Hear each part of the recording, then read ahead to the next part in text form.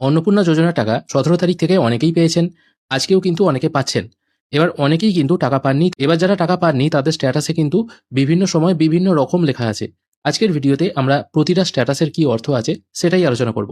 প্রথমে আমরা চলে আসছি যাদের নামের পাশে এরকম শুধু অ্যাপ্রুভ কথাটি লেখা আছে। তাদের জানতে হবে তাদের 100% টাকা ঢুকেছে।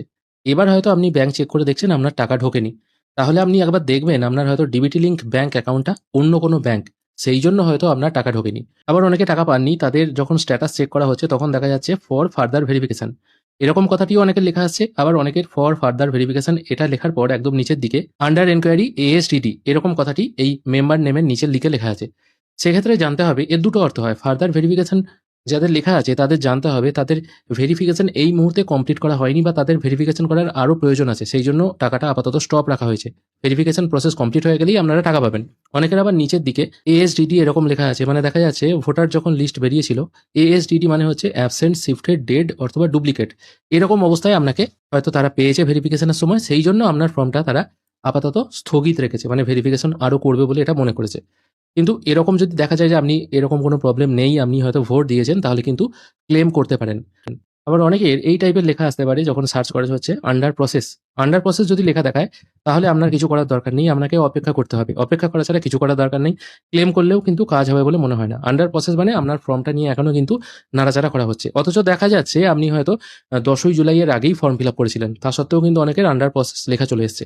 তার মানে এটা জানতে হবে সবার ফর্ম কিন্তু এখনো ভেরিফিকেশন করে ওঠা সম্ভব হয়নি। আবার অনেকে আছেন যাদের আন্ডার প্রসেস লেখা আছে, তাদের নিচের দিকে মডিফাই অ্যাপ্লিকেশন বলে একটা অপশন চলে আসছে। এটা কিন্তু এই ব্যক্তির ক্ষেত্রে আসেনি। যাদের মডিফাই অ্যাপ্লিকেশন অপশন আছে সেক্ষেত্রে তাদের যদি কোনো নাম ভুল ভ্রান্তি থেকে থাকে সেটা কিন্তু কারেকশন করা যাবে। মডিফাই করে আপনারা যখন আবার সাবমিট করে দেবেন তখন কিন্তু আবার আপনাদের ফর্মটি ভেরিফাই হবে, তারপর কিন্তু আপনারা টাকা পেতে পারেন। আবার কারুর যদি নামের পাশে rejected and may be further verified দেখায় তাহলে তাকে জানতে হবে তার হয়তো অন্নপূর্ণা পাওয়ার যে শর্ত আছে সেই শর্ত সে পালন করতে পারেনি, সেই জন্য তার ফর্মটি রিজেক্ট হয়ে গেছে। এরকম যদি রিজেক্ট হয়ে যায় তাহলে জানতে হবে আপনি আর টাকা পাবেন না। মেবি ফার্দার ভেরিফাইড এটা মানে কি, যদি পরবর্তীকালে কখনো নিয়ম চেঞ্জ হয় বা নিয়ম শিথিল হয় তাহলে কিন্তু আপনাকে টাকা দেওয়া হতে পারে।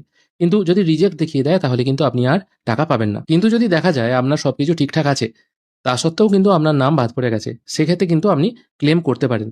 আবার অনেকের হয়তো নামের পাশে bank validation failure error code 2 এই টাইপের কিন্তু লেখা আসতে পারে। অনেকের এরর কোড 1, অনেকের এরর কোড 2 এই টাইপের লেখা আসতে পারে। তবে এই টাইপের যদি লেখা আছে তাহলে জানতে হবে আপনার কোনো সমস্যা নেই, আপনার টাকা পাঠিয়ে দেওয়া হয়েছে, কিন্তু ব্যাংকের সার্ভার সমস্যার জন্য অথবা ডিবিটি লিঙ্কের প্রবলেমের জন্য অথবা আপনার ব্যাংকের হয়তো কেওয়াইসি করা নেই বইয়ে, যার দরুন কিন্তু আপনার টাকা আসছে না। এরকম প্রবলেমও কিন্তু অনেকের এসছে। কারোর হয়তো এরর কোড 1 এসছে, কারোর হয়তো এরর কোড 2 এসছে। এখানেই শেষ করছি। ভিডিও যদি ভালো লেগে থাকে অবশ্যই একটি লাইক করবেন। ভিডিও দেখার জন্য অসংখ্য ধন্যবাদ। ভালো থাকবেন।